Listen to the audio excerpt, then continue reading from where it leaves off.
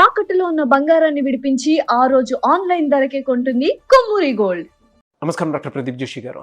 శ్రీమాత్రే నమః. సనాతన ధర్మంలో తులసి మొక్కకు అసలు ఏం చెప్పబడిందండి? శ్రీ గురుభ్యో నమః. శ్రీమాత్రే నమః. మనం అందరం కూడా ఒక నాగరికులము, ఒక కుటుంబ జీవితంలో బతుకున్నటువంటి మనందరం కూడా ఒక భయంతో బతుకుతున్నటువంటి వాళ్ళు. అంటే ప్రాణ భయం కావచ్చు, లేదంటే రోగ భయం కావచ్చు, ఏదైనా ఒక భయంతో మనం బతికేవాళ్ళు. సో ఇలాంటి సమాజంలో మనల్ని మనం రెగ్యులర్గా ప్రొటెక్ట్ చేసుకోవాలి అని అంటే మనకు కొన్ని ఇంట్లో ఉండవలసిన ప్రధానమైన కొన్ని వస్తువులు, కొన్ని పదార్థాలు, కొన్ని చెట్లు, అట్లాగే కొన్ని జీవాలు ఇవి మన ఇంట్లో ఉండాలి. అందులోపల చెట్లు ఉండవలసిన మొక్కలలో ఏంటంటే ప్రధానమైనటువంటి మొక్క ఏమిటంటే కనుక తులసి చెట్టు. ఇది చాలామందికి తెలిసిన విషయమే, జనరల్గా తెలిసిన విషయమే. ప్రతి ఒక్కరింట్లో తులసి చెట్టు ఉంటుంది. ఏదో ఒక మూలకు తులసి చెట్టు పెడతారు. రోజు పొద్దున్నే లేచి తులసి చెట్టులో నీళ్లు పోస్తారు. ఆ తర్వాత దీపం పెడతారు, దండం పెట్టుకొని వచ్చేస్తారు.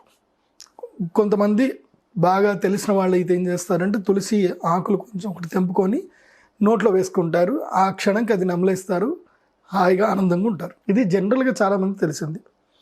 కాకపోతే తులసి చెట్టు యొక్క గొప్పతనము ఇంకా చాలామందికి తెలియదు. సింపుల్ చెప్పాలంటే సూర్యుడి యొక్క గొప్పతనం అందరికి తెలియదు, కానీ సూర్యుడి యొక్క వెలుగు వల్ల మనం అందరం ఆరోగ్యంగా ఉన్నాం. మనకి దాని గొప్పతనం పెద్ద తెలియాల్సిన అవసరం లేదు, కానీ మనం ఆరోగ్యంగా ఉన్నాం. కానీ దాన్ని సద్వినియోగం చేసుకునేటువంటి వాడు ఏం చేస్తున్నాడంటే, ఇప్పుడు ఉదాహరణకి సూర్యుడి నుంచి ఎండ వస్తుంది, ఆ వెలుగుని సోలార్ పవర్గా కింద కన్వర్ట్ చేసుకొని కొంతమంది సంపాదించుకుంటున్నారు. కొంతమంది సూర్యుడు వెలుగులో వచ్చేసి కూర్చొని ఆరోగ్యాన్ని కావాలని సంపాదించుకుంటున్నారు ఒక పర్టికులర్ టైంలో. కొంతమంది సూర్యుడికి చక్కగా ధ్యానం చేసుకొని వాళ్ళు సంపాదించుకుంటున్నారు. అట్లాగే తులసి చెట్టు వల్ల కూడా చాలా లాభాలు ఉన్నాయి. ఏంటి సార్ బెనిఫిట్స్ అవి? ఇప్పుడు వాస్తవం ఏంటంటే తులసి చెట్టు దీనికి ఒక అమోఘమైన శక్తి ఉంది. తులసి శ్రీ సఖి శుభే పాపహారిణి పుణ్యదే నమస్తే నారదనుతే నారాయణి నమోస్తుతే. ఈ శ్లోకాన్ని అందరూ గుర్తుపెట్టుకోండి.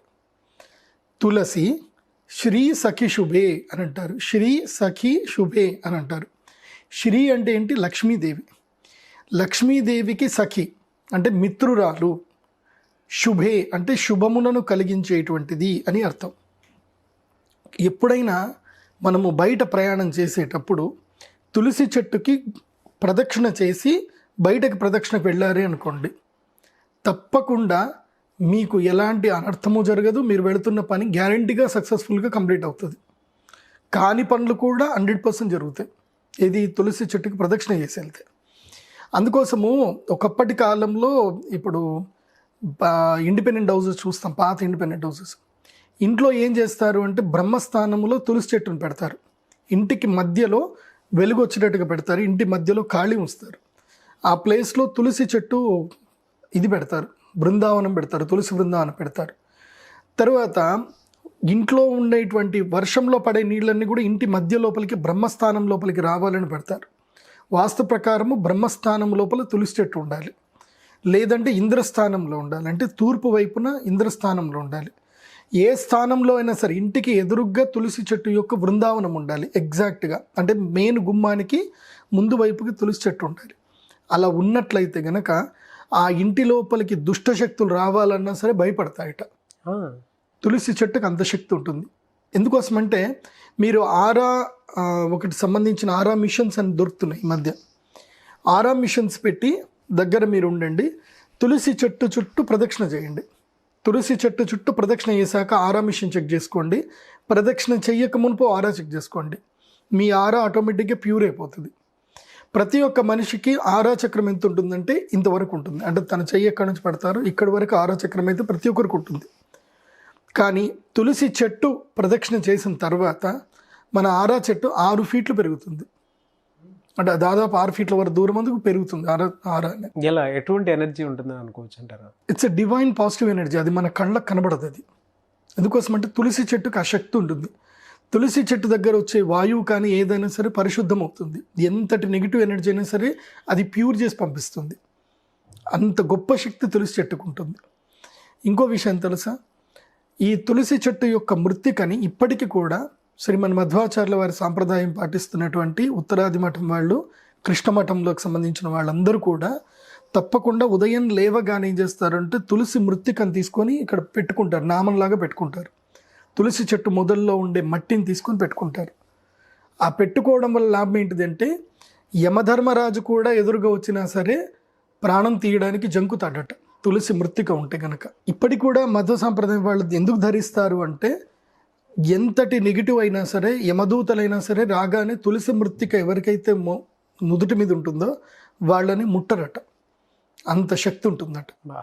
ఎందుకు తులసి చెట్టుకి ఎంత శక్తి అని అంటే తులసి చెట్టును కూడా కృష్ణ అని కూడా పిలుస్తారు. కృష్ణ అంటారు. కృష్ణ అంటే అర్థం ఏంటిది? నలుపు అని అర్థం.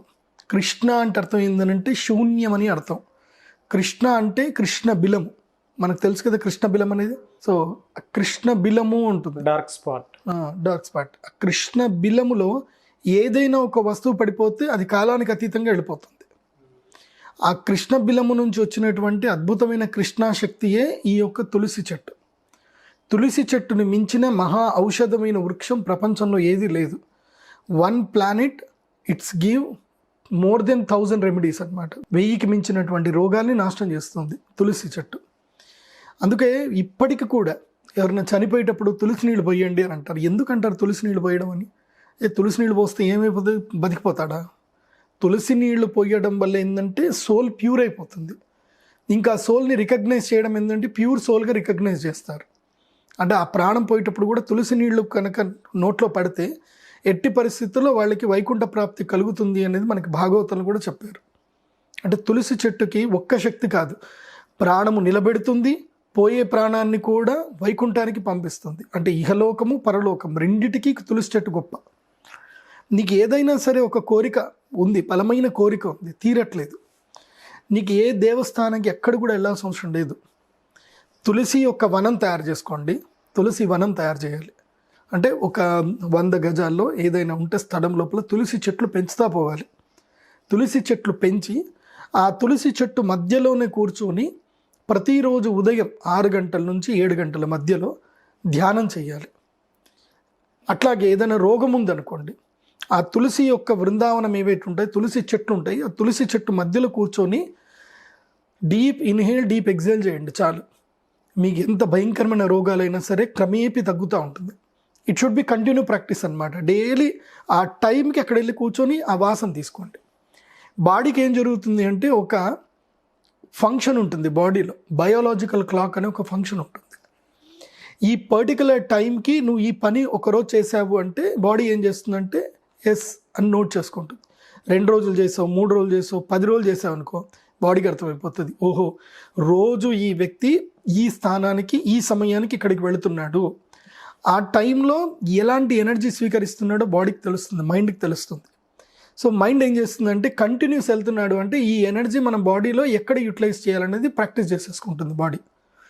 సో అలా డైలీ గనక సంధ్యా సమయంలో 6 నుంచి 7 గంటల సమయంలో అక్కడ వెళ్ళి కూర్చోవాలి. ముఖ్యంగా సంధ్యా సమయంలో కూర్చోవాలి. సంధ్యా సమయమే ఎందుకు అంటే ఈ యొక్క సమయంకి ఏంటంటే ఒక పాజ్ టైం ఉంటుంది. సూర్యోదయానికి సూర్యాస్తమయానికి 8 నిమిషాల సమయం సంధ్యా సమయం అని ఉంటుంది. 8 నిమిషాలు. వాస్తవంగా సంధ్యా ముహూర్తం 24 నిమిషాలు. అందులోపల పర్టికులర్గా చూస్తే 8 నిమిషాలు. ఎందుకోసమంటే సూర్యుడు ఉదయించినప్పుడు సూర్యుడి యొక్క వెలుగు భూమికి రావడానికి 8 నిమిషముల 12 సెకండ్లు పడుతుంది. ఇది ఉదయించిన సూర్యుడి యొక్క వెలుగు భూమి చేరడానికి. సో ఆ సమయాన్ని ఏమంటారు అంటే సంధ్యా సమయం అంటారు. సూర్యుడు కూడా అస్తమిస్తాడు. అస్తమించినప్పుడు కూడా ఆ వెలుగు అనేది భూమి నుంచి వెళ్ళిపోవడానికి కూడా 8 నుంచి 12 సెకండ్లు పడుతుంది. ఈ సంధ్యా సమయం ఏదైతే ఉందో ఈ టైంలో ఏం చేస్తారు అంటే దేవతలు ఈ యొక్క ఎర్త్ని ప్రొటెక్ట్ చేస్తారు. ఎందుకోసమంటే సూర్యుడు పోయేటప్పుడైనా సూర్యుడు వచ్చేటప్పుడైనా మధ్యకాలంలో సంధ్యాకాలం ఏముంటుందంటే దీన్ని అసుర సంధ్య వేళ అంటారు. అందుకే బ్రాహ్మణులందరూ కూడా సంధ్యావందనం చేయాలి, సంధ్యాకాలంలో సూర్యుడికి అర్ఘ్యం వదలాలి అని అంటారు. సూర్యుడికి అర్ఘ్యం వదిలి ఏం చేయాలి? నెక్స్ట్ ఇమ్మీడియట్లీ మేము తులసి పూజనే చేయాల్సింది. ఎందుకోసమంటే మేము అర్ఘ్య పూజ అంతా అయిన తర్వాత ఆ అర్ఘ్యం నీళ్ళన్నీ కూడా తీసుకొని వెళ్ళి ఏం చేస్తామంటే సూర్యుడికే వేస్తాం. మేము సూర్యుడి కోసం అని చెప్పి తులసి యొక్క బృందావనంలోనే వేస్తాం. అంటే తులసికి అంత గొప్ప శక్తి ఉంటుంది. తులసి బృందావనంలో అర్ఘ్య తర్పణం వేస్తే ఆ తులసి చెట్టే మనందరినీ కాపాడుతుంది. కాబట్టి ప్రతిరోజు ఆరోగ్య సమస్య ఉంది, లంగ్స్ సమస్యలు ఉన్నాయి, ఎలాంటి ఆరోగ్య సమస్య అయినా పర్వాలేదు, ప్రాణాయామంతో ప్రతి ఒక్క ఆరోగ్య సమస్యకి ఫుల్ స్టాప్ చేయొచ్చు. దానికే సిద్ధ విద్య, సిద్ధ యోగము అని అంటారు. ఓకే. ఈ సిద్ధ యోగం ఎక్కడ సిద్ధిస్తుంది అని అంటే తులసి బృందావనం దగ్గర బాగా సిద్ధిస్తుంది. తులసి బృందావనం దగ్గర అంటే తులసి చెట్లు అన్ని చక్కగా పెంచుకోండి. లేదంటే ఇంటి పైన ఉంటుంది కదా, ఇంటి పైన ఏం చేయండి అంటే కుండీలు పెట్టుకొని అన్ని తులసి చెట్లు పెట్టుకోండి. ఆ తులసి చెట్టు మధ్యలో కూర్చోండి. ఎక్కడి నుంచైనా వీస్తున్న గాలి కాస్త ప్యూర్ అయిపోయి మీ ఆరాని ప్యూర్ చేస్తుంది, మీ ఇంటర్నల్ సోల్ని కూడా ప్యూర్ చేస్తుంది. తులసి చెట్టుకు అంత శక్తి.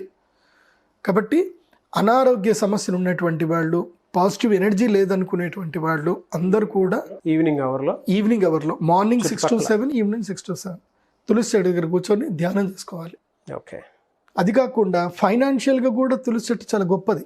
అరోమా థెరపీకి కూడా మీరు గనక మీ పొలంలో తులసి చెట్టు కనుక వేసి ఆ తులసి చెట్టు యొక్క రసాన్ని తయారు చేసి కనుక మీరు దాన్ని సేల్ చేశారనుకోండి, దాంతో కూడా డబ్బులు కూడా వస్తాయి. ఇటు పుణ్యానికి పుణ్యము, ఇటు లాభానికి లాభం అన్నీ కలుగుతాయి తులసి చెట్టు వల్ల. ఓకే. ఏదైనా ఒక భూమి బీడు భూమి అయిందనుకోండి, ఆ బీడు భూమిని కూడా మంచి భూమి చేయడానికి తులసి చెట్టు ఉపయోగపడుతుంది. ఏదైనా బీడు భూమిలో ఒక 6 నెలల పాటు తులసి చెట్లు పెంచిన తర్వాత మీరు ఏ పంట అయినా పండించండి, అద్భుతంగా పండుతుంది. సో ఇన్ని అద్భుతమైన శక్తులు ఉన్నాయి తులసి చెట్టుకి. వెరీ గుడ్ నాలెడ్జ్ అండి. Thank you so much doctor Pradeep Joshi గారు.